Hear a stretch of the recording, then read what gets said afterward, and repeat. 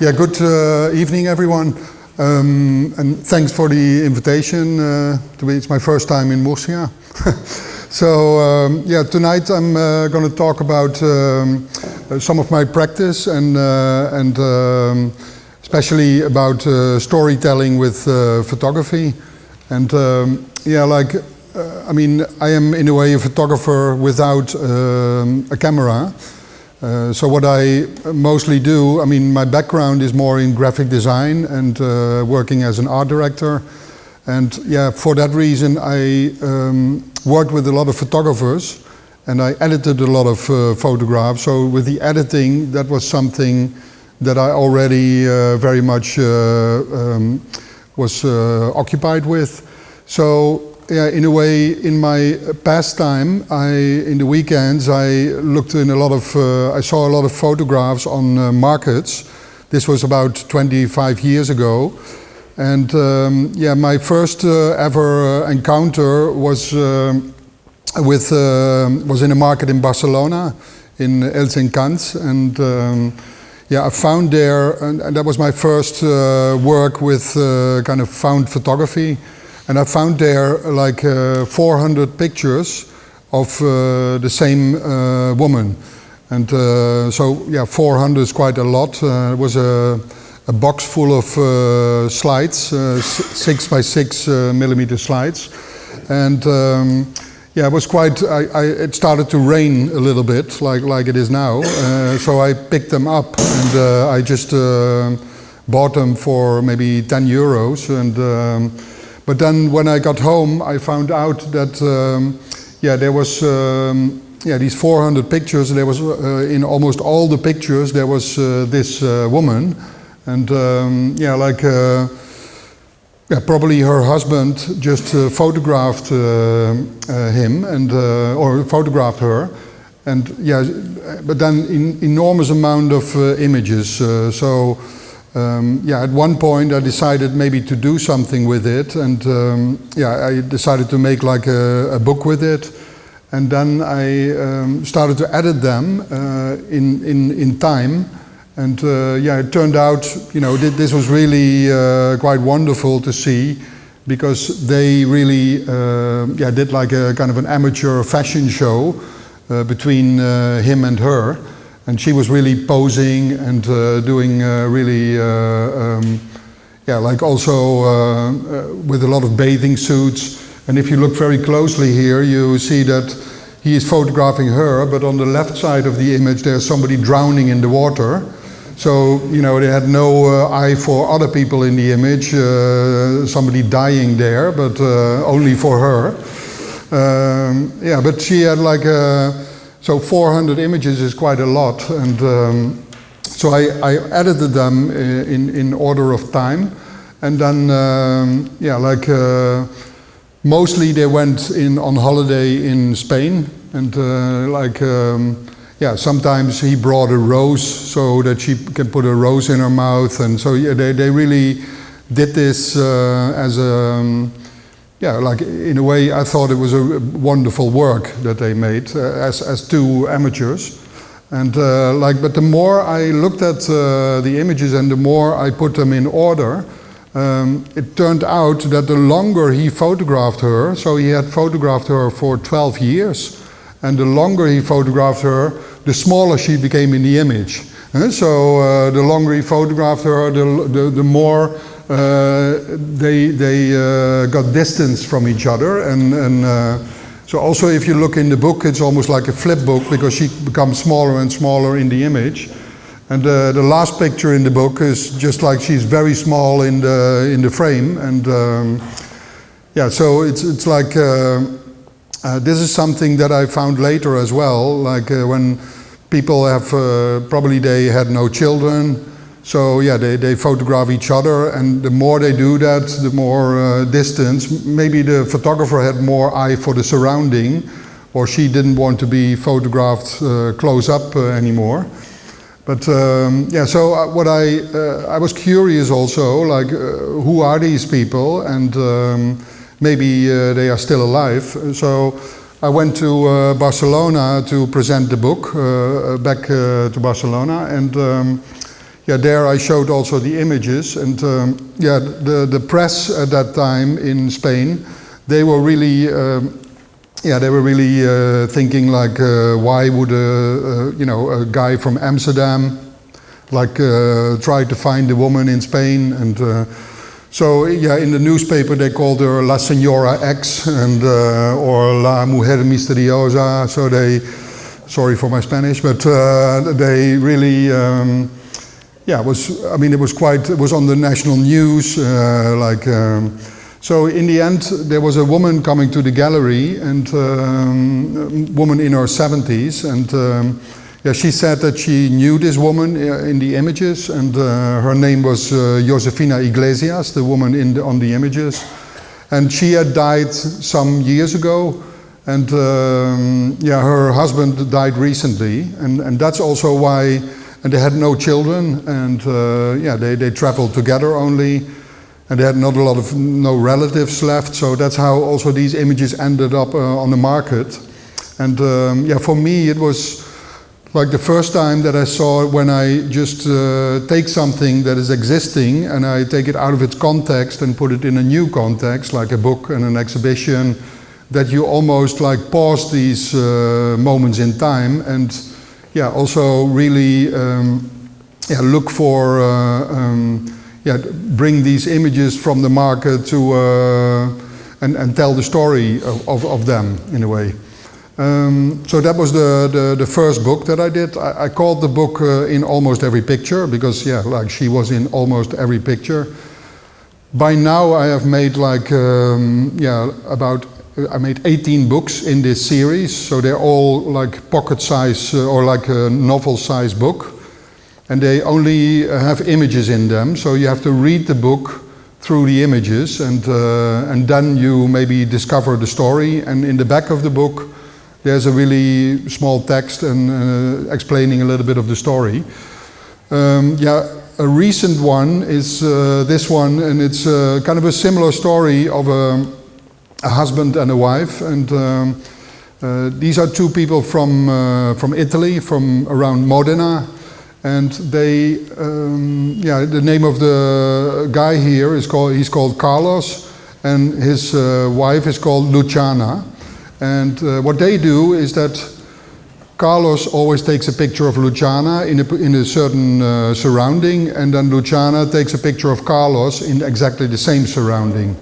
And they did this many times. So also two people with no children. And they really, yeah, do this. So I can show you how it looks. So on the cover of the book you have Carlos. On the back of the book there is Luciana in exactly the same position. And then in the book you see at the beginning of their love relationship, they went on travels, always exactly photographing each other in the same spot. And they married. They did like a honeymoon. But constantly the same pictures in the same spot. And then when they were around 25, they started their working life, and for 40 years they did not take any pictures anymore. 40 years after they were 25. So there's blank pages in the book, like 40 blank pages. And when they were 65, then they started again. So it was already color photography, and then they went all over the world. They just went completely crazy. And but this book is especially interesting because there's a gap of 40 years, and this is really true. And yeah, for instance, these pictures, I got them from the neighbors of Carlo and Luciana, and yeah, he heard of my books, and yeah, sometimes now either I find something on the market or online, but I also sometimes get like people that, you know, point me in the direction of a story. So yeah, later I will show some more of these books. But yeah, this is, for instance, a publication where I also, yeah, shows a little bit my kind of work, because I just take the ordinary and the existing objects and place them in a new context and then make a work out of it. So this book, Muddy Dance, is yeah, it has a sticker on there. It says like the art book for football fans or the football book for art lovers. It's not completely clear which kind of book it is. And inside there are only these pictures of soccer players from English soccer games, and they really, yeah, they have kind of strange movements, and it's almost like a ballet, like a dance. And so I really edited these pictures of the movements of the players, and yeah, you see really that, yeah, how it's almost like them dancing in the mud. And but then I did one crucial thing to this book. I did one kind of yeah, interpreted one thing, or how can you say, like I manipulated the image in one kind of way. And maybe one of you sees what I did, especially here you see it, but nobody? Yeah, I removed the ball. So I took the ball out of the image, and that's why the book becomes very mysterious, because if you take the ball out, you see like the ball is there with the goalkeeper, but when you take it out, normally when you look at the picture like this, your eye goes immediately to the ball. I mean, that's like an instinct, you know, when you look at a football picture, you look first at the ball, but now it's not there anymore, and then yeah, you really kind of lose your orientation, and you look more at the dancing. And yeah, also, yeah, when you know this, you especially are going to look for it. Here you see the goalkeeper. He has empty-handed. You know, he has no ball. And yeah, here you see the original pictures, and now you see very clearly everywhere the ball. You know, like it's quite a kind of a very big thing in the image. And yeah, for me, like a publication is also often like a starter of a work. And sometimes after this, I do an exhibition, or I get invited to do this. So this is like was last summer in Switzerland, in a mountain village. So I did an exhibition on a real soccer pitch with 2 times 11 pictures. No ball, but the kids could bring the ball themselves, and then they could kick in the image. But yeah, I mean, later I will show some more, but for me, like exhibition is also, in a way, one of the nicest things to make, because you never, yeah, there's always a new opportunity. I mean, nowadays you can do much more with exhibitions than framing an image and hanging it on the wall. I mean, you can make really exciting things with it. Yeah, this is an example of a work I did called 24 Hours in Photos. And yeah, this has to do with my fascination of yeah, like with the amount of images we live nowadays. So I think we see more images before lunch at this moment in time than somebody in the 18th century saw in their whole lifetime. Like that is quite bizarre. I mean, we have become species of editors almost, like everyone, your friend, your mother. I mean, everybody is an editor now, because you have to decide which email to keep, which one to throw away, which sound you want to listen to, which one not. You have to delete your images that you don't want anymore. I mean, we are constantly editing. And yeah, this, what I did here, I downloaded 24 hours of images from Flickr. Flickr is this photo sharing site. And yeah, like in the end, after the 24 hours, there were 950,000 images. And so then the idea was to print them for real and see like, yeah, kind of an indication of with how many images we live nowadays. Of course, this is not the complete images that we make in one day, because that would be many, many more, of course. But yeah, Flickr, you can really kind of download them and you have an indication. So in the museum, they were printed and then thrown into a museum, and people could really like lie in them and pick them up, and you know, people were really collecting things or making edits there. And also you could slide down the stairs, and yeah, sometimes this was in Switzerland in a church.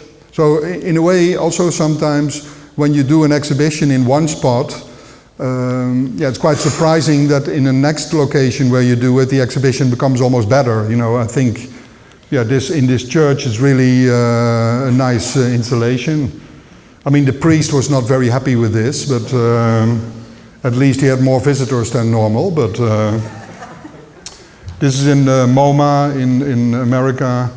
Yeah, so sometimes it's more in a white cube, and yeah, they have to make like a path for the wheelchair and all these regulations. But yeah, when you have it in an existing space, you can do more experiments in a way. And but in yeah, like I think yeah, this installation was also, I think, like even 3 times in Spain, like in Madrid, in Barcelona, and somewhere else.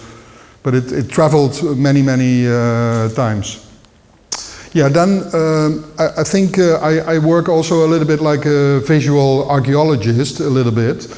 I mean, I have a storage in Amsterdam with, yeah, like, there are, like, I collected over the years maybe 15,000 family albums. I mean, it's really quite disgusting, but, but yeah, like, for me, they are not really, I don't collect them really, but for me they are just my working material, and I can lose these albums tomorrow, but when I go to a market and I see like this life and family history lying on the floor for 5 or 10 euros, I just buy it, and yeah, for me there's always something interesting in there. So yeah, like this was an exhibition in Amsterdam, in Foam, photo museum.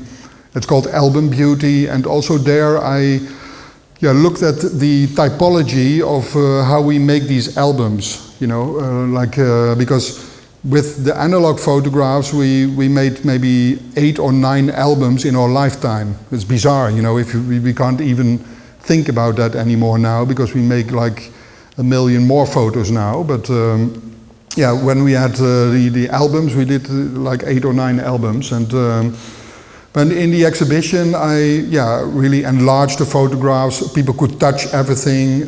They could walk over the images. I was hanging images in other images, and yeah, like and yeah, people could really move and be almost part of the curation of the exhibition. And yeah, in the book you see.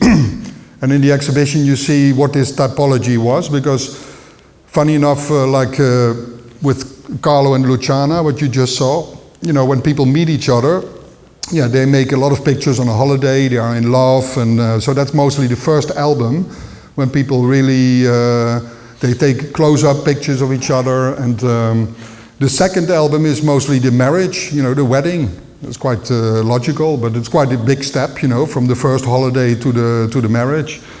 And then the third album and the fourth album, and sometimes even the fifth album, is really the first baby. You know, like the first baby, people go really crazy. They go completely, they photograph, you know, it's almost like over the top, you know, like they go completely crazy. And you see that all over the world, I mean, the second baby and the third baby, they were really amongst holidays in the 5th or the 6th album, you know, like really hidden away, you know, like the first baby was really like iconic,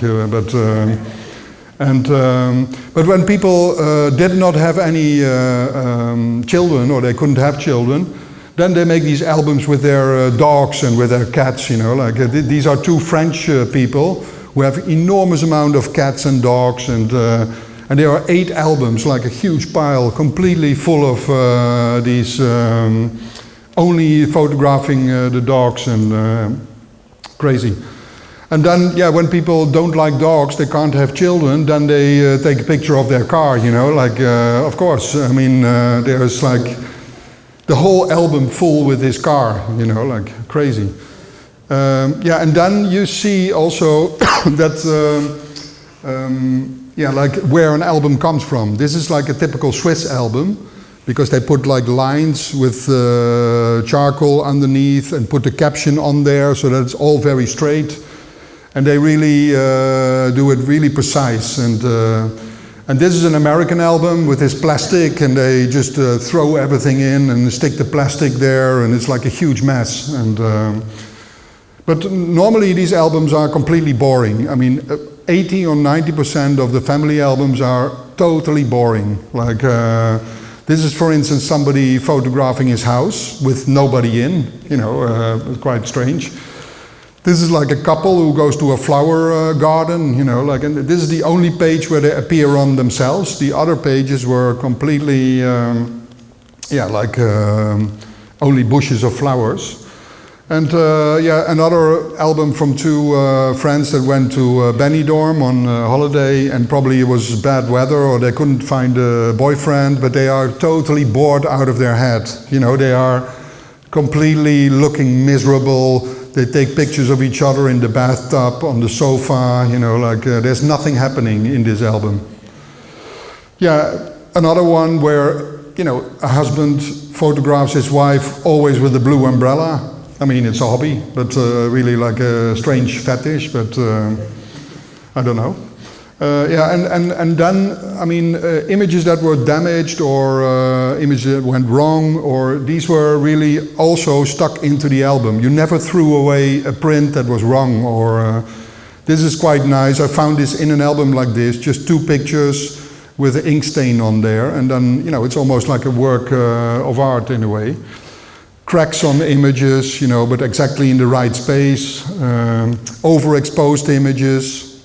And then, of course, there's the big finger fuck up, you know, like, you know, the attack of the giant finger in your image. And you see this, nowadays you don't find them anymore because everybody deletes them and you don't find them online at all. But in albums you find a lot of them. And they are from all ages, you know, like in very old albums, from the 80s, from the 90s, you find them. Yeah, maybe even more classic in albums is the camera strap in front of the lens, you know, like, because you look through the finder and in front of the lens is the camera strap, and then the whole day this camera strap is on there, you know, like the whole roll of film. And but for me, I mean, I love these pictures much more than when the camera strap would not be there, you know, like, because, you know, a pretty boring picture of a statue, but now it has kind of nice suspense. And then there is something classical also, people that are not wanted in the album anymore, you know, like they are really, you know, people take the image out of the album, they cut it out, and then they put it back in again. So, but there's a lot of them, you know, like families that are divorced, or, you know, a lot of yeah, really sometimes brutally cut out, and yeah, you see this really often. Yeah, and one of my favorite ones is the next one. Is I mean, a really beautiful piece of art, I think. It's a woman who probably got divorced, so she took the wedding picture, she cut herself out, but her arm was behind the arm of her husband, so she had to make a compromise, you know, and leave a little bit of arm of her husband on there, just as a joke or as a reliquary, or I don't know. But and then she stuck it back onto a piece of paper again and stuck that back into the album, you know. And I think that's yeah, this is really I think a beautiful work, but it's just found. Yeah, a found piece of art in a way. Yeah, and when I was doing this research in these albums, I also found out that with the analog camera, but even now you see it quite a lot, but especially with the analog camera, because at that time in families, just the husband had the camera, and never the wife, never a woman, but always the husband, because it was probably also. I mean, I remember this also from my parents. You know, my father was a bit grumpy and overworked, and when we went on holiday, my mother thought like, okay, give him the camera so that he can fiddle a little bit with it, and then he becomes a bit more calm, and then we have the holiday, you know. So husbands really photograph their wife, particularly often in nature. I mean, it's bizarre, you know, like So they really plant their wife in the nature. And why would they do that? You know, like, I think the woman is beautiful enough. Why would you put her in a beautiful surrounding? And yeah, like you see this also in all kinds of times, through all countries. And yeah, here also, I mean, there was such a beautiful piece of nature that he said, like, okay, go to the side a bit more, stop. And then he took the picture, and a ridiculous picture, you know. A beautiful piece of garden, but then the woman is just about there. Yeah, sometimes the woman was so fat and overweight that she had to stand behind the nature, so to keep that, to cover it up a little bit.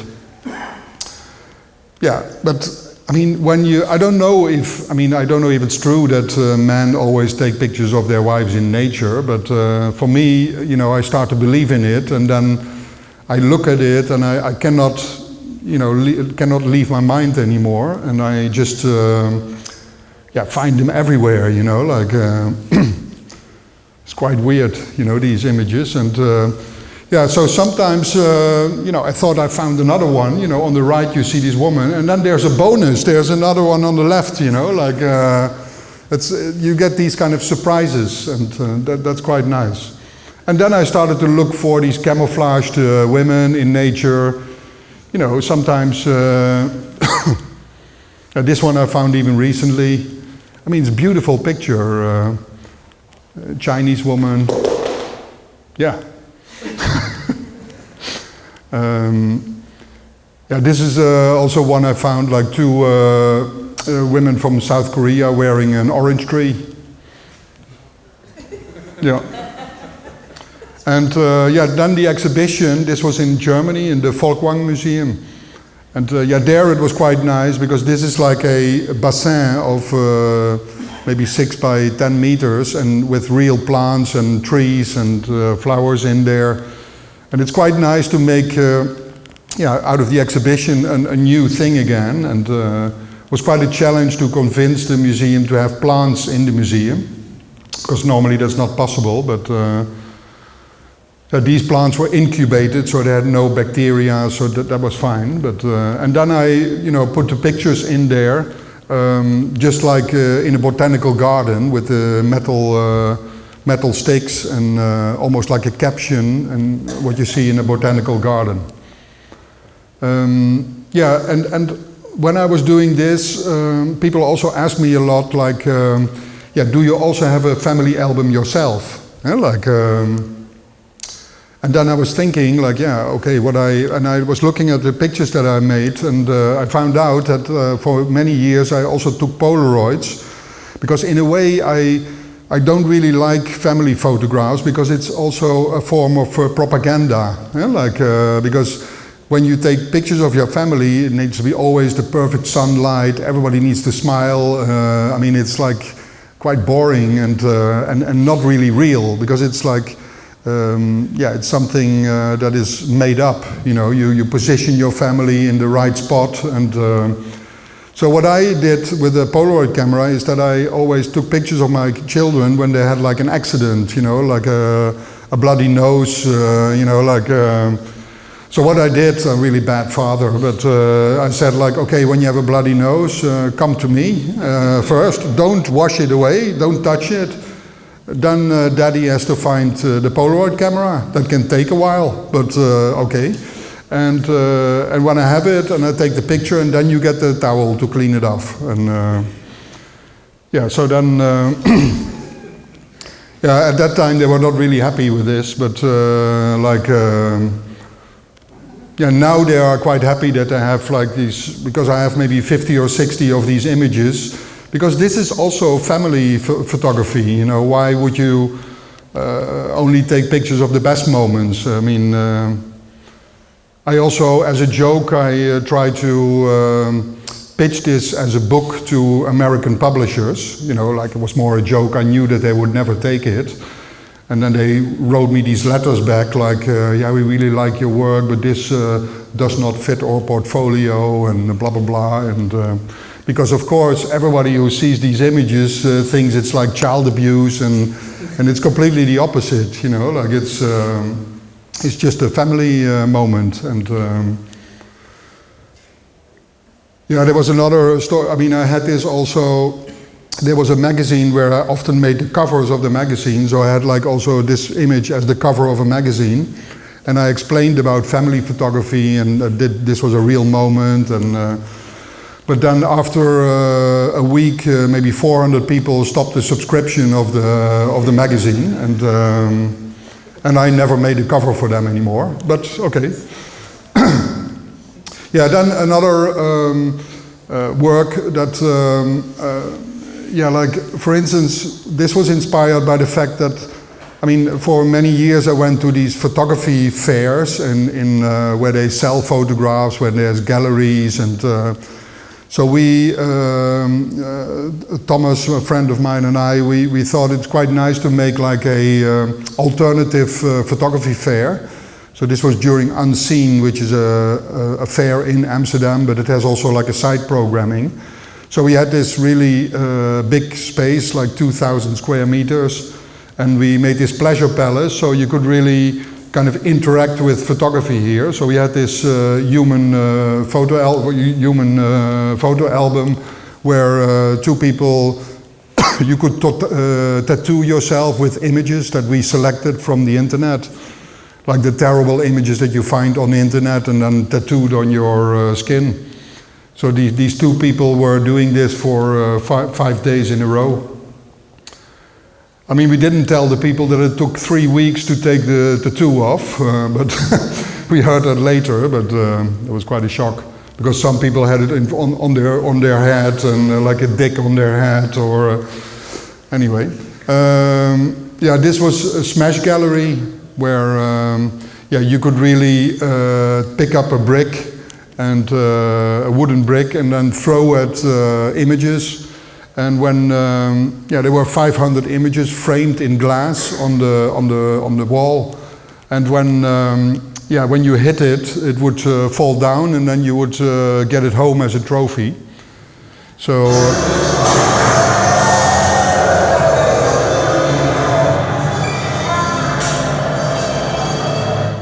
Yeah, so then it would be sealed in plastic, and you would get your trophy. And yeah, these were all the images that we live with nowadays, of the obscene images that we find online. And yeah, really, I mean, it also says something of how we consume images and how we kind of rapidly let it pass, and that we don't look in a way at the content of it. Yeah, another installation there was called Jump Trump. So there were stairs where you could really walk up to, and then you jump.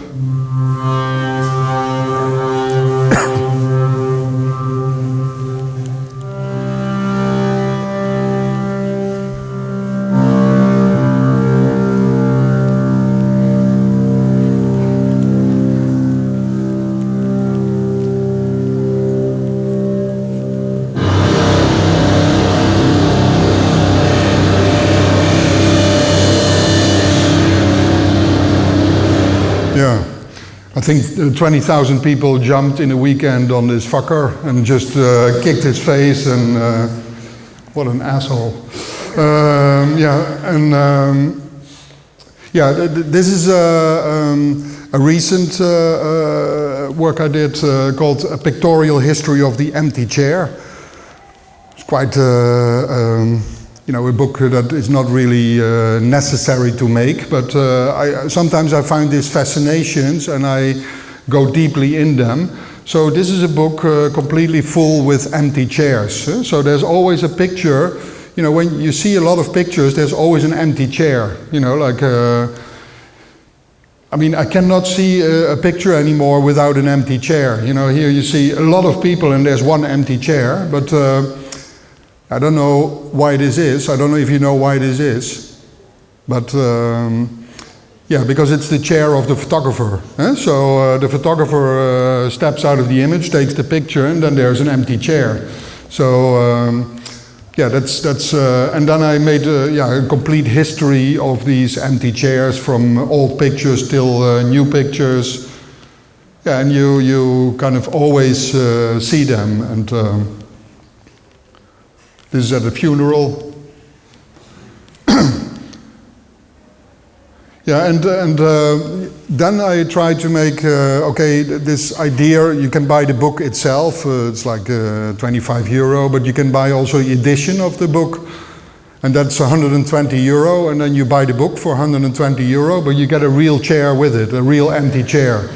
So I made a real, this is a real metal chair with the empty chair is like lasered out, and there's an edition and it's numbered, and but for me it's quite nice. I'm not a chair designer, but I always wanted to make a chair, so now I have my chair, and but it's always empty, and then the book is underneath the chair, and you can have the book and the chair together. Yeah, here you see me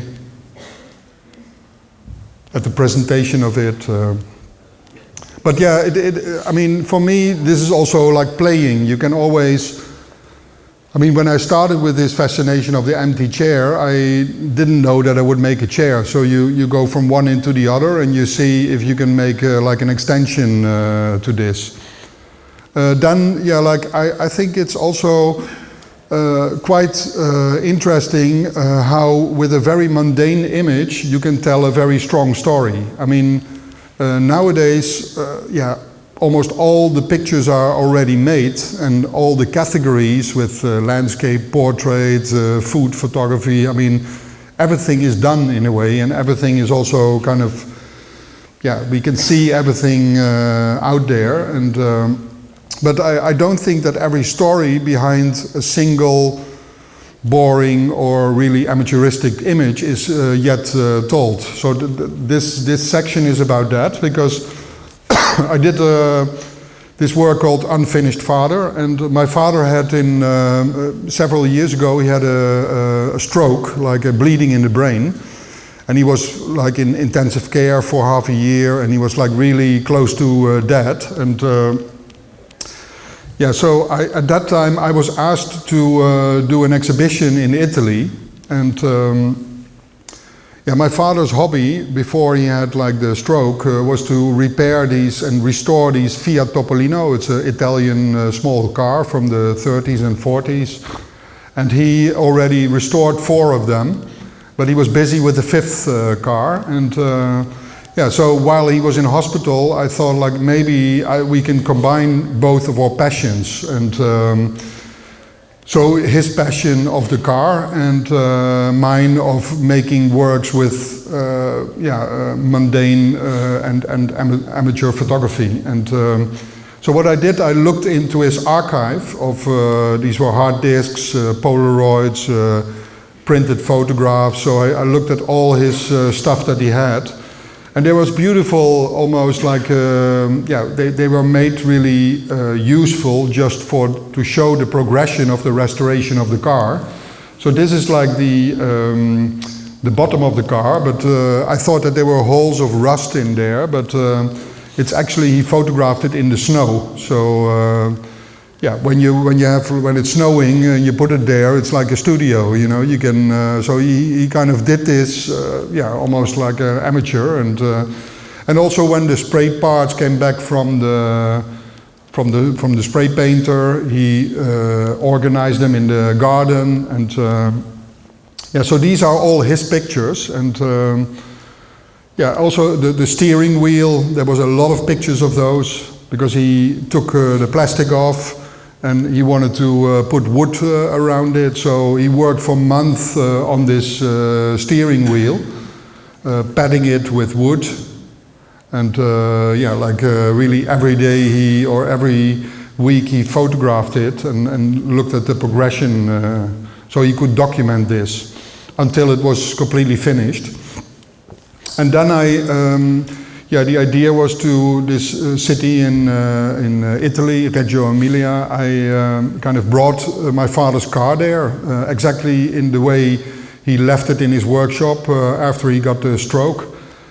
And my father was still in hospital when I made the exhibition, and so this was like in an old synagogue. So it looks like a miniature, but it's really like 15 by 15 meters, and it was like 30 meters high, that synagogue.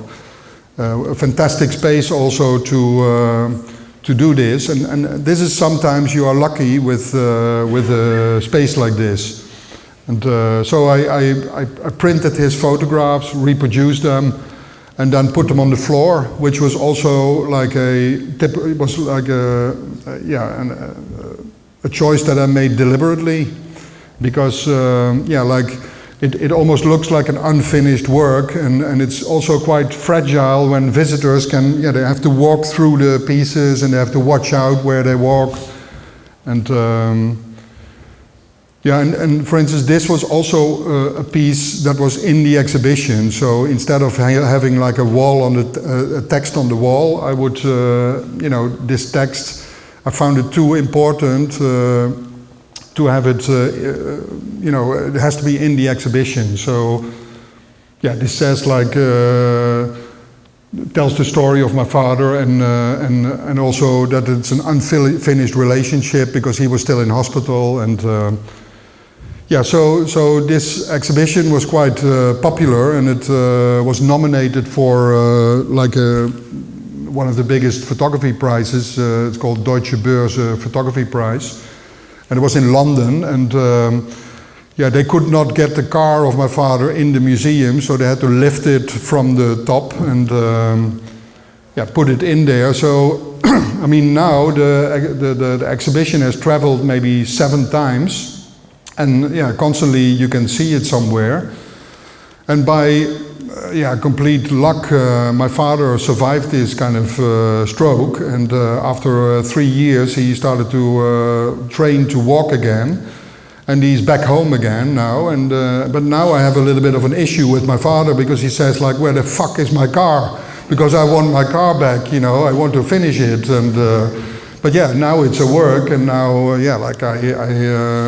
it's traveling, it's my work now. So we have a little bit of a thing there, but anyway, he also enjoys it, but because I take him now wherever it's shown, and it's quite funny, because then he's fiddling at the car, in the museum, and opening the hood, and then there's like a guy coming like, no, don't touch, and he's like, it's my car. So it's quite funny. So this is also an example how with very simple images you can tell a story, and maybe the next is even more like that, because this is in a way an idea that I had almost the opposite of that 24 hours in photos exhibition with many photographs. So here I only took one photograph, and I completely focused on this one photograph. So there was a festival in Poland that I could curate, and I decided to have only this image throughout the whole city. So they were like big on buildings. It was shown quite big, this one image, without any explanation. So also in poster on the street, it was throughout the whole city. I mean, and this was for 2 weeks. 2 weeks. There was an image where this city lived with, and nobody knew what it was. I mean, it was on the newspaper, and people could pick up images from the library, or in the city there were many spots where you could pick up a poster of this image. And in the end it was also shown as the only image in the museum. And and in the museum I told a story, because this single image is like quite a quite a random image. It's out of focus. There's not a good composition. It's really, this image is like the last image of my sister. So when I was 11, my sister died. She was 9, and my mother was waiting for her on the other side of the street. And when she crossed the street, somebody drove over her, and then, this was a big thing in my youth also, and with my parents. And so my parents, they really were looking for her last image, which was a color image where everyone was on. And so it was taken in a holiday park by a photographer, like an anonymous photographer, and you could collect this photograph from the holiday park when you left the park. And so what my parents did, they cropped my sister out, because it was her last taken photograph, and then they asked the photographer to make an internegative, to make it black and white, and then to print it. So this image, I was raised with it because this was the image that was hanging in my parents' living room, and this image is in a way only important for 3 people in this world, you know. So for other people, it's nothing. It's just like a snapshot, and then the idea was to do that, to pause this moment and this image really in this festival, and it was an experiment to see like how this would work, and people really later the story was in the newspaper, and people really were touched by this single story behind a very random picture, and but that shows how you can do also very personal works with images that in a way have no when you look at the image, you don't think often that it has like possibilities to do something with, but when you tell the story, it can. I'm also, maybe you saw that already in the album pictures, but I'm fascinated by imperfections in my work, in the things that I see. I really think also now in the time we live in that everything is kind of, the world is not perfect, but with our computers and the applications we have and the programs, everything and the technology is all made to make things very perfect. And but perfection is not really a good starting point for new ideas and to open up. And so I collect a lot of these pictures at a time, maybe 15, 20 years ago, when there was like the last moment where people printed their photographs, and they did this in these 1-hour print shops. But at that time the print shops were so desperate that they said like, okay, if you open the envelope, look at them, and the ones you don't like you can leave in the shop. You only have to buy the ones that you like. And I like this, that people made a selection in the shop and left the printed pictures that they didn't like, that they thought were bad pictures. And this is a nice story, because this is a picture. A woman came to a shop, and in the envelope was only one picture, this picture, because she photographed on her holiday, but her shutter got stuck. So then the whole holiday is photographed on one image, and it's a spectacular image, but she thought it was shit, and she just left it in the shop, but and then I had it. You see a lot of double exposures, of course, and quite nice, you know. Now you have to use your computer to make a double exposure, but with these cameras it sometimes happened that it didn't transport, and this is like really like taking a picture of the campfire the night before, and then the next day taking pictures of your children, and then suddenly flames are coming out them, and it's quite nice. Or maybe it's me, but and there's like also how could you leave a picture like this in the shop, you know, like unbelievable. I mean, when you are a professional photographer, it would take you, days to take a picture like this. It's really like a lucky shot. It's beautiful, I think. Iconic image, really. And then there's a lot of these strange sceneries, you know. Why would you leave? I mean, people thought like, fuck, this is a bad image, you know, like let's leave it in the shop. Like things like this, you know, like a fantastic poster for a horror film or whatever. I mean, it's a great image, I think. I mean, I have thousands of them. It's fantastic to look at them, and you learn from them also, because it's full of ideas. This one is really tragical also, because there is a guy probably that went on safari in Africa, and he risked his life with a fucking expensive camera to go close to the lion, and then he shot the lion, but then when you look very closely, it's really in there. You see the lion in there, but he forgot when the lion is in the shadow that the film will not pick it up. So it's in the middle, right? It's looking at us, the lion, this is my favorite, you know, how can you, it's a hilarious picture, you know, like you can make on birthdays you can show everyone this picture when you made it, but I mean, a professional photographer would really die to make a picture like this, I think. Yeah, and then I also, out of these failures, I did a small book. I think it's also in Spanish. It's in Spanish. It's called Que Desastre. And what are you laughing at? What are you laughing at? Yeah, and this is also my fascination for failures, and also how good they are. And I mean, sometimes you walk on the street, you think like, wow, a nice architecture, and then you think like, wait a minute, something is not right here.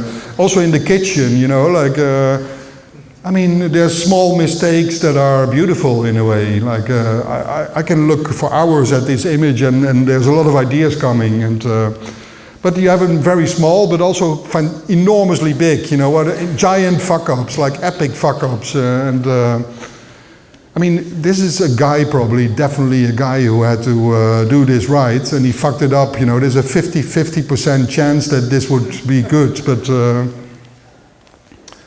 but I think that a billboard like this gets much more attention than when it would be posted the right way around.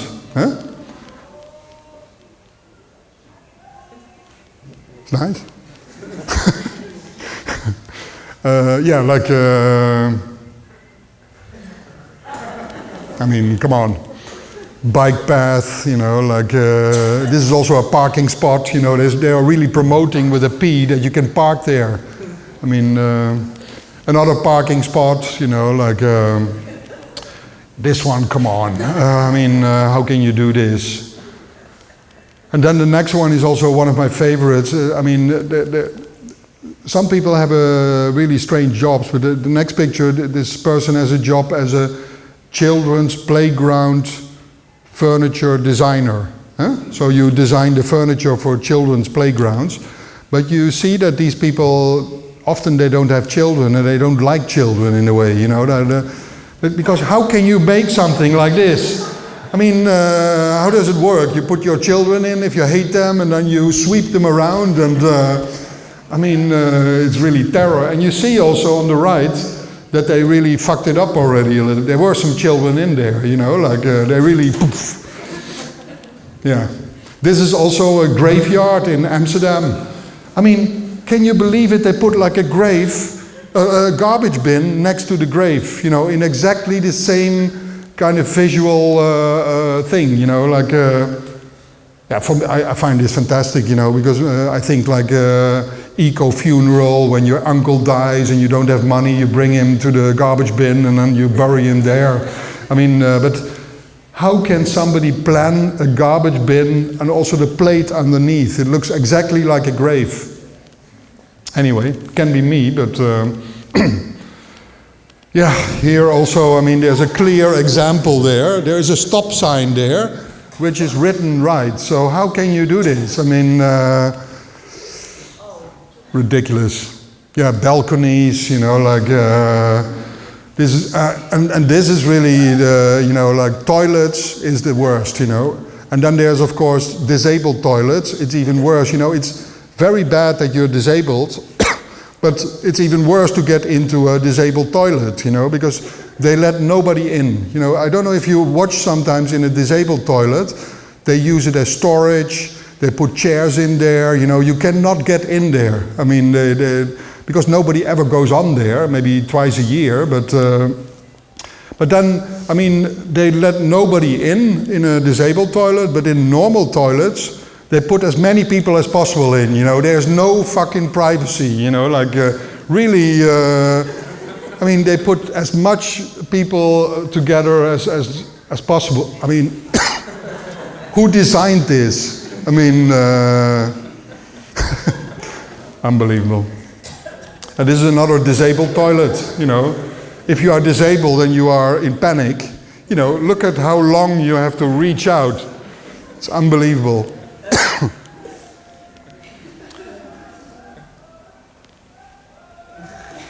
It's nice. It's picking up, yeah. Yeah, there's small things to open and close the door, you know, modifications. Yeah, this one looks very clean, you know, but soon it will be a gigantic mess, you know, like really, really. I mean, how can you do it? It's a simple mistake, but it's dramatic, you know, like. And the next one is my favorite, like that is really like a really ecological design of a toilet, you know, because you can combine a lot of things, you know, you can take a piss, you can wash your hands with the same water you wash your dick, and it's constantly like going around, you know, and there's a little towel to clean everything off.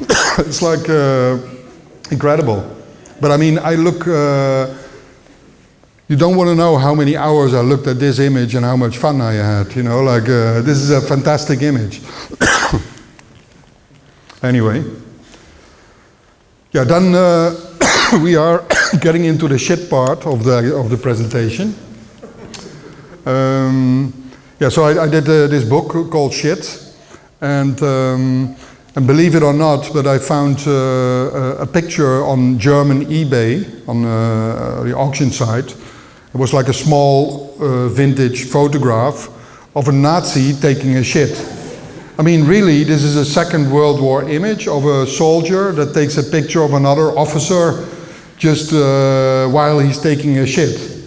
And I couldn't believe this, so I was looking for many weeks, maybe in total 2 months, if I could buy more images on German and Austrian eBay of Nazis taking a shit. And yes, I found 80 pictures of Nazis taking a shit. I mean, it's unbelievable how many there are still around. And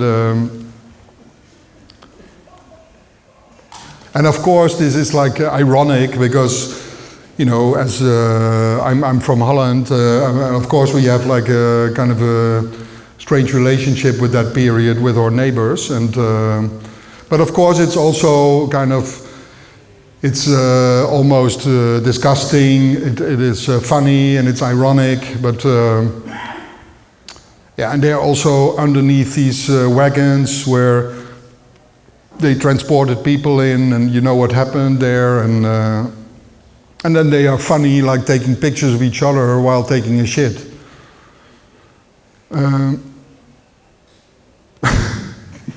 Yeah. Yeah, and the exhibition is quite nice as well. This I did in Bolzano in the first time, which is an Italian town, but they speak German there, so that was quite good to do it there. And I would still do it. I would like to do it in Germany somewhere, but didn't work out yet. But this is like a cabin you can go into, like a 4x4 meter small exhibition in an exhibition space, and you have like like a double door where you have to go in. Like there's a little tunnel going to the exhibition, and then you are in the little tunnel, you see the second door, and then you open it, you close it, and then you are in the gallery where there's just like very traditional, these photo prints hanging there, really nicely framed. But then when you're in, you know why there's the double door, because there's an enormous shit smell in the exhibition, you know, like you can only take 4 to 5 seconds and then you have to walk out, otherwise you have to vomit, really. Because it happened that on the floor there was a lot of vomit there in the exhibition. And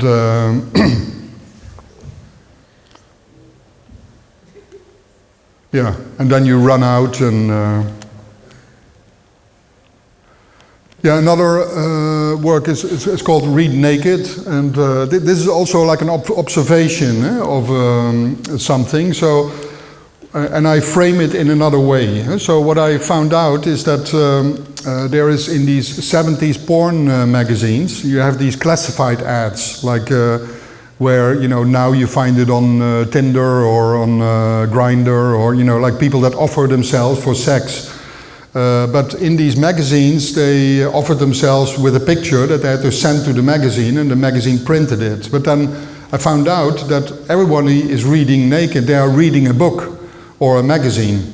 And of course they do that to stay anonymous and so that you cannot see their face, but for the rest they are naked. So I made this book where every other page there's one of these pictures. But then in the book there is also like a little card, like a postcard saying, did you read naked? And then it says on the back, prove it, go to readnaked.org and post your anonymous photo with this book to join a very exclusive book club. So this is the website where, or the site where you see that many people have bought this book and they read naked with my book. I don't know them, but they are anonymous, but there's a lot of people reading the book naked. Yeah, and in this way you see like how a small fascination can also become a worldwide trend. No, I'm joking, but it's quite nice how this happens.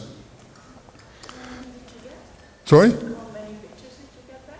Yeah, maybe 100 or 150, or some were also with children, and yeah, we didn't put them in, so not all of them are in, but yeah, that's also, I mean, some people made really funny pictures with their children, which is great, but you cannot put them on an 18 plus site, because yeah, another, you know, this is very unnecessary work, and maybe the most unnecessary work I ever did. So my friend Thomas, I was like sleeping with him, or not with him, but next to him in a hotel room, and he was a bit drunk and he was snoring, and the whole night. And I mean, I cannot sleep anymore, so I couldn't also wake him up because he was completely out. So I recorded him 2 times 20 minutes. And then, as a revenge, I made like a record with him snoring on there, and I sent him this record. But the minimum amount of records you have to make is 300. So I still had 299 snoring records left. But they were really quickly, a lot of people bought them, funny enough, you know, like especially women bought them because, you know, probably when their husband was gone on a business trip or something, they put the record on and then they could sleep because they missed the snoring, and then they told me like that they use it for that. It's bizarre. Oops. This takes a while, this takes a little bit. But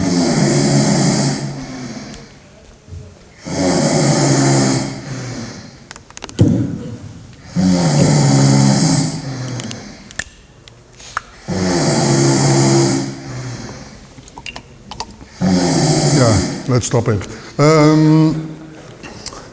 Yeah, but it shows also that things don't always have to make sense. You know, it's quite nice to yeah. Now at the moment, I'm quite interested in doing these vinyl works. So this is another one. The vinyl is called Group Show, and here I got fascinated by these vinyls that you find in Emmaus or second-hand shops, and nobody buys these vinyls anymore. You can buy them for 50 cents, and but I really like the vinyls where there's an enormous amount of people on there, you know, like big group photographs, and they are ridiculous. Sometimes they are with children choirs or gospel choirs or male choirs. This one, for instance, it says like children of one father. Disgusting, you know, like yeah, it's like a religious record, and but yeah, I collected them, and yeah, then from all over Europe, mostly. And then I did a vinyl with a booklet with all the records, not all, but a big part of the records in there. And then what I did on the music was that I recorded most of these records, and I slowly let them play together, which becomes, of course, the ridiculous noise sound in a way. And but it's still quite, yeah, it's really bombastic, and it's, yeah, like more a chaotic soundtrack. And this was like the exhibition. Like there was like 2 walls of 15 meters long, 2,500 group picture records on there. And yeah, in the exhibition there was constantly this sound playing, so people were really like keeping their ears closed. And yeah, this is like this, I just recorded it with my phone, but this is the sound on the kind of highest level of chaos.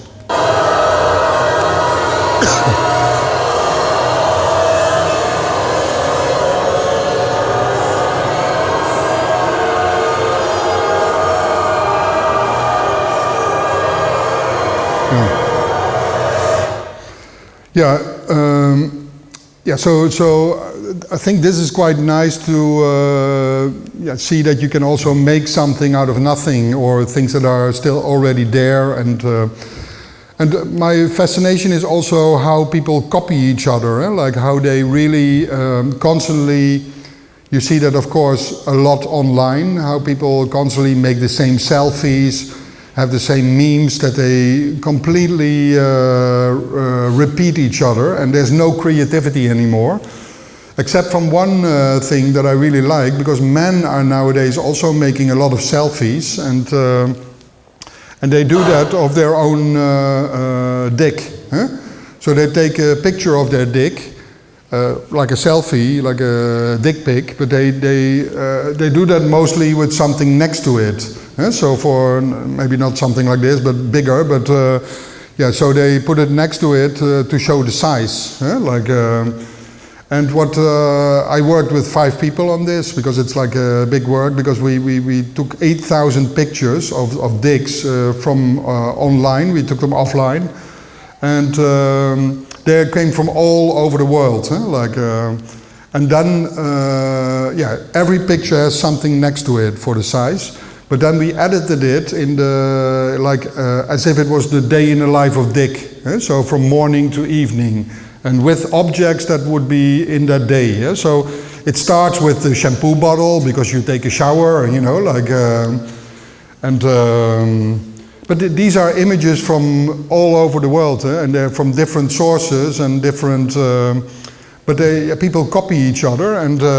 Okay, in the morning you take a shower, then you shave yourself, and of course after that you need some deodorant to start the day.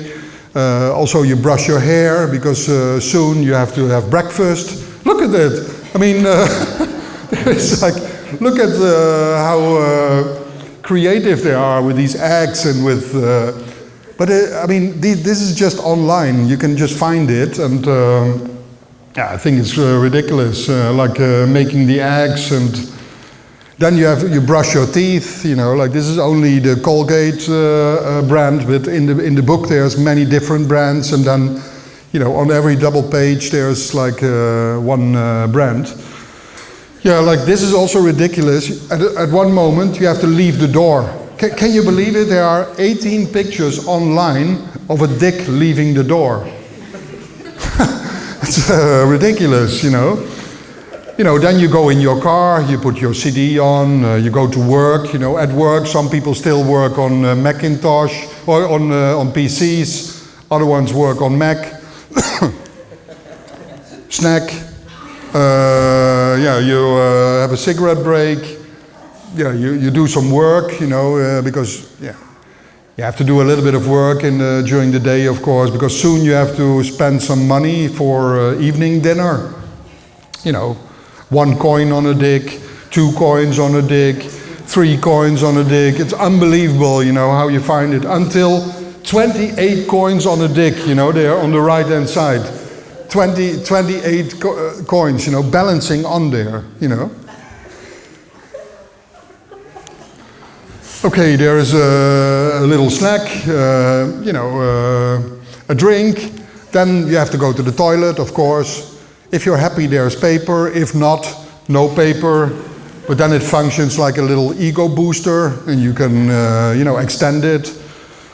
There is then the evening dinner, quite classical, the cucumber, haha, and... Then after dinner entertainment, the guitar, the bongo, the piano, nice. Watching television. The remote control is like a very big used item. I mean, maybe the most used item apart from beer bottles. Because beer bottles, there were so many beer cans and beer bottles that in the book we only did A to Z in... So it's like Astra, Beck's, Carling, Duff, Then it's the end of the book a little bit. You want some privacy, there's sex, you need some protection, there is help, you know, like some liquids. Yeah, and then on the right you see that it's already bedtime, and this is the last picture in the last page in the book. You know, the teddy bear, disgusting, you know, of course, but yeah. Yeah, I mean, Jesus. It's always very exhausting to do this. Anyway, the funny story is that when we, I have some magazines here you can watch later, and then, and maybe you even like to own one, but the magazine with the dicks, I mean, we took it from internet, but when we do promotion for this artwork, you know, like internet doesn't want it back anymore. They say like, because like it's thrown off several blogs, and you know, like they don't want it back. And but it's of course the hypocrisy of the internet. Like the most disgusting stuff is on there, but if you make an art piece out of it, it's not accepted. Anyway, yeah. Then yeah. I mean, this is also the last part where, yeah, you probably guessed that. Also, I'm very much into amateurs, and also how amateurs think, you know, like, because I think as photographers or as some professional, more creative professional people, you are almost too professional, you know. I think that a lot of professionals can learn a lot from amateurs, because they, you know, they go blind for something, they go really, yeah, they are really into it, and I just show some more of these books that I started also with. I can talk the whole evening, 24 hours about this, but yeah, this is one I found online on a Japanese website of a Japanese amateur photographer. And this was at the beginning of digital photography, where yeah, people had these weblogs and these photo blogs on their own website. So this is an amateur photographer who has this rabbit called Oolong, and he posted every morning a new picture of Oolong on his website. So this was before Instagram, and then he found out that Oolong could balance everything on his head, you know, really. And every day I went there, you know, and to the website. I started the morning with looking to this website, and it made my day, you know, really. And then I contacted him if I could do the book, and yeah, he loved that, because he loved attention for Oolong, and I mean, the pictures are fantastic. They are like art pieces almost, like installations, and yeah, I mean, and he was just like, this is a classic image, I think, fantastic. And Oolong was a really good balancer. I mean, cookies, but then at one point Oolong was getting sick, so nothing on the head anymore, and you would follow really the progression of his illness every day. So this took maybe 5-6 days, and until this image was on there, and in the morning I watched again, and this image was there, and very sad, and but then the next day I thought, this is over now. So, but I still went one more time back to the website, and then I found this image. So he made the last image, which was like 2 carrots in the snow as a little gravestone for Oolong. But this is a beautiful story, because it's funny, it's hilarious, and then it's very sad at a certain moment, and then at the end it's kind of funny again. Yeah, this is by 2 people from Holland, where husband photographs his wife, also in a kind of a soft erotic way. And I found a lot of these albums also, but I never did something with it, because maybe they are still family alive or you cannot contact them. But here I got maybe 1,500 images from the daughters of their parents.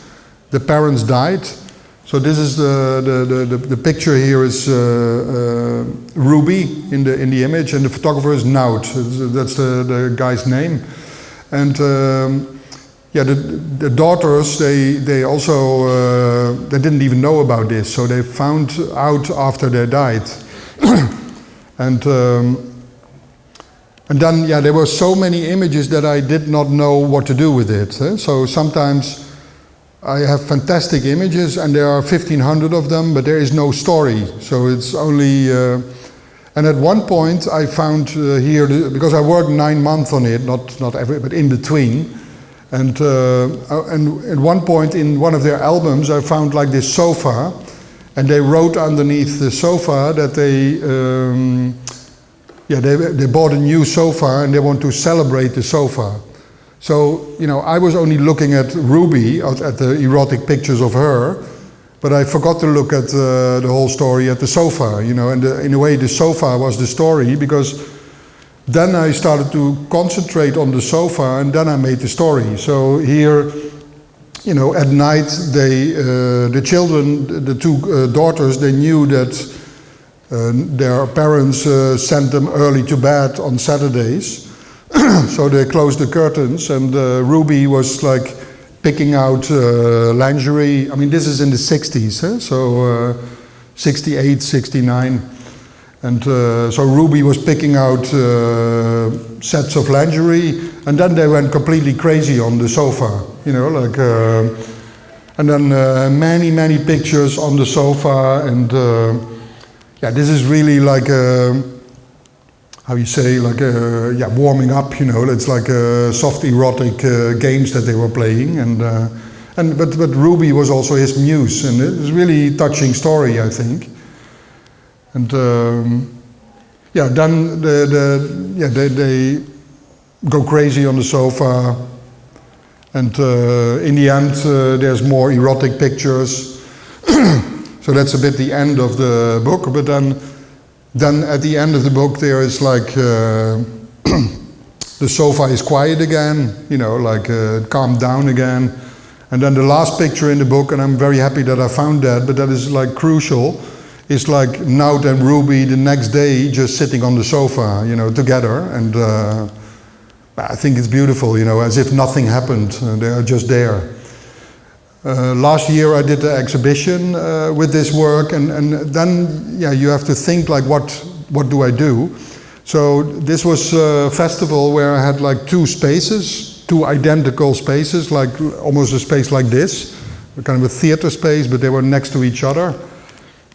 And so I built like a kind of a house in the theater space, and then you would go in there, and then in there is a complete reconstruction of the living room, of their living room. So in Italy, where I did the exhibition, I recreated the sofa, and there was a smell, there was like the wine glasses with the lipstick and a cigarette, and yeah, like everything as much as possible recreated from the pictures. Even the lingerie was remade exactly the way it was on the picture, kind of.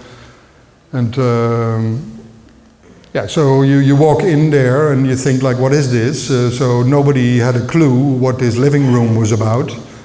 And then, you know, you step out, you go, and then you go into the next space. And in the next space there's an identical building, but then without walls, just a skeleton. And there is all the images of Nout and Ruby on there. And yeah, so in this way it's quite nice for me, for instance, to make an exhibition. It's really one of the most interesting things, because you can, you know, you can work with smell, you can work with installations, with sound. Yeah, it's quite nice. Yeah, another book of in almost every picture is, I found this in Budapest, and these are 50 pictures that I found, and then sometimes you have to work very hard on a book, but this was already, when I found it, the book was done already, because these are 50 pictures of one person, and next to him there's always someone erased. And I checked it quite well, and it's always a woman that is standing next to him. Because you see sometimes parts of the shoes or a handbag. And yeah, I don't know anything about this. I mean, I did also not manipulate this. This is exactly how I found it. And but probably there are multiple interpretations of what this is. But maybe his girlfriend at that time found images of his ex-girlfriends, and she just erased them, and as a sweet revenge, and she left him on there. But you never know. Maybe he did it because he didn't want to see his girlfriends anymore. But it's a beautiful, yeah, almost sometimes very precise and sometimes really rough and really, you know, at the beach, in the water, you know, bizarre. And like almost like a hairy animal, you know, like, yeah. And this is almost like a work in itself, you know, it's a painting, a beautiful painting in a way. Yeah, and yeah, this is also one where I'm very, yeah, this is a really touching story for me also, because I heard about this woman in Holland who, she was in an elderly home, and she was shooting all her life in a fun fair with a gun.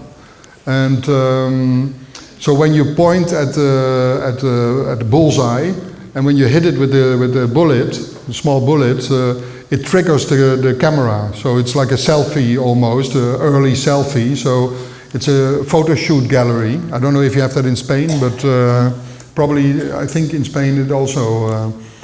Yeah. So in the early days, this was in 1936. She was 16 years old.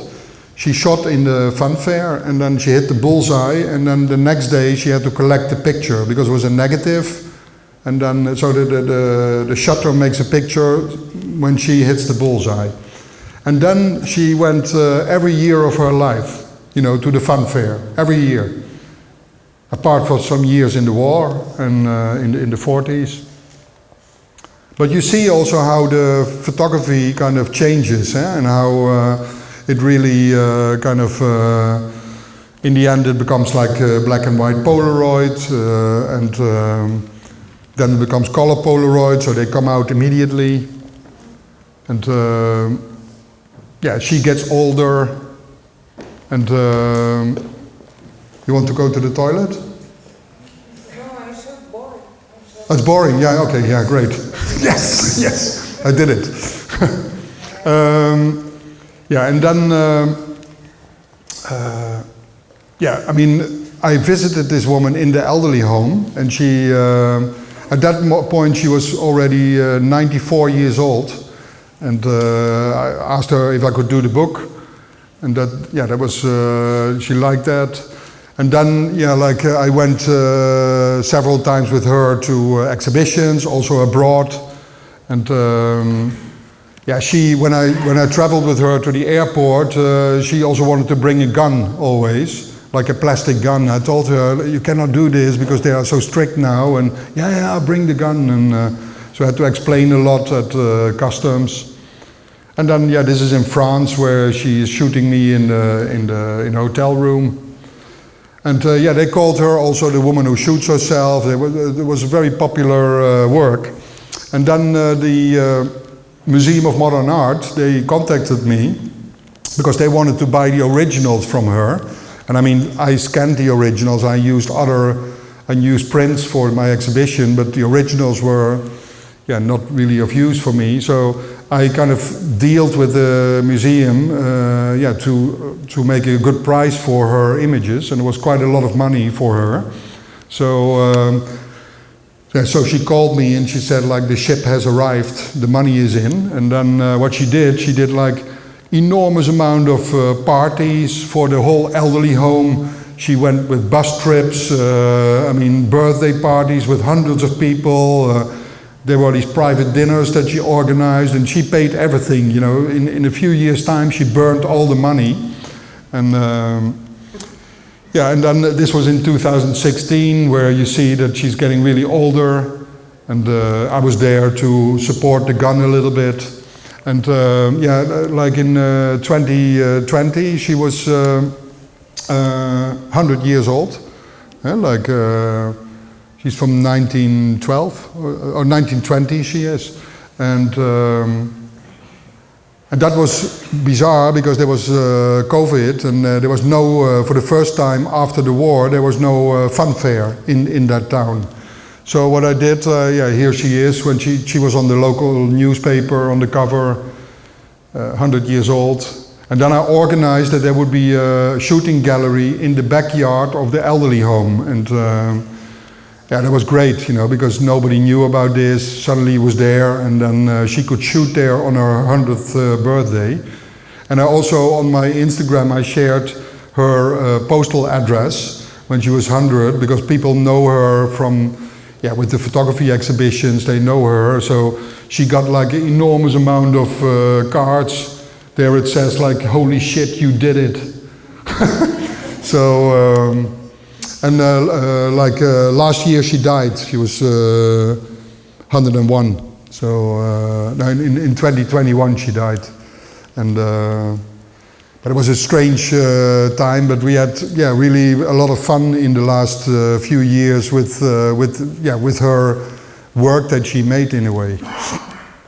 Yeah, then my last one is almost going back to the front, to the beginning, because this is also again a couple who photographs, where a husband photographs his wife. This is slightly different because these are from Florida. The woman here on the picture is called Valerie, and her husband is called Fred. And they are still alive. They live in a small town in Florida. And yeah, Fred really likes it to take pictures of Valerie in the water. And in the beginning it was in a bathing suit, but then she had to keep her clothes on. And you see that she's also, the clothes are a little bit wet. And they are experimenting with different locations. Like, and of course, this is their fetish. I mean, they're both very much into water and taking pictures, getting wet in the water. They really have a kick, get a kick out of this. And yeah, and they experiment. I mean, it's crazy. The images are fantastic. And they call this their wet cloth adventure. They are both into it, and Fred also goes into the water. He has a waterproof camera. He goes, he gets the same wet as Valerie, but he takes the pictures. And yeah, they go at night in a public fountain, you know, where Fred uses the flash. And I mean, when it rains, they love this, you know, the more rain, the better, you know, it's fantastic. And yeah, they have a garden where they spray the garden. Valerie is in the garden. And yeah, like they live in a small town, and they picked the name of they picked their town for their fetish because they live in a town called Clearwater. It's bizarre. And so they have a little lake in front of the house. A beautiful picture this. They have a swimming pool for the summers, for the winter. Doesn't matter. They want to get wet, you know. And also this is like, yeah, I mean, this is one of the nicest pictures I've ever seen, you know. It's almost like a modern, disturbing version of Ophelia. And yeah, so I contacted them if I could do the book. They of course love this a lot. And I made the first 100 copies of the book, I printed on plastic, so I made it waterproof. It was quite expensive, but I thought it's quite nice to do this because then I can send the book to Fred and Valerie, and they can take pictures with the book. You know, Fred can take pictures with Valerie and the book in the water. So I sent him a mail. I asked him if he would like to do this, and yeah, like he was into it. And but then I forgot to tell him that the book was waterproof. It was so stupid, but I was so excited that but then Fred sent me this email, so they did the shooting. They said like, hello Erik, I have dozens of photos from our afternoon book swim. I hope they meet what is needed for publicity photos. I have Photoshop touched them up for good presentations. I shot well over 100 views, and these are the best. Really professional mail, you know. The shoot went well, we were both in the mood, of course. There was a light overcast as hoped for, with no harsh shadows. Valerie wanted to know if the book was really to go into the water. I said yes. The book slipped down into the water a little bit at a time, Valerie taking it and herself in deeper as the photos progressed. Eventually it was fully under. We enjoyed the tantalizing intrigue of it. So it's a very hot email, you know. After the photo sequence, we both swam with the book, looking again at each picture. The water was not seeming to have any effect on it. You know, here I didn't tell them that it was waterproof, so they were amazed that the book was still there. You know, we must have enjoyed 2 hours in the water with it. I rinsed it off in the house, placed paper towels between each page. The book seems to have withstood the lengthy adventure just fine. Loved the whole business, Fred and Valerie. Okay, and then these were the pictures, you know, like some of them. They were playing with the book in the water, and this was my favorite, you know, where she's really like adoring the book and almost like baptizing the book. And then I thought this is over now, but then I was invited in an art festival to show their work. And this was in close to Geneva, and yeah, the festival also invited Fred and Valerie to the exhibition. To fly them over from Florida, but they couldn't come because they had another shoot going on. Okay, but I mean, in the town there was everywhere Valerie and Fred's pictures, and also there was a bassin a water bassin, and then there was yeah, like I used their fountain pictures, so it was almost like a trompe-l'oeil of the fountain. Huge pictures, it was quite a monumental work. And then I thought it's over, but then I found recently this, you know, this picture on the right, which is a photograph from a campaign from Stella McCartney, the fashion company, and they completely copied the cover of the book, you know, because you see, of course, it's a model. And but it's exactly the same position, and the handbag is in the same hand, and so I thought, like, I sent these pictures to Fred and Valerie. Maybe they are very pissed off because they copy their work, and but it was exactly the opposite, of course, because they are amateurs and they are completely into their thing, you know.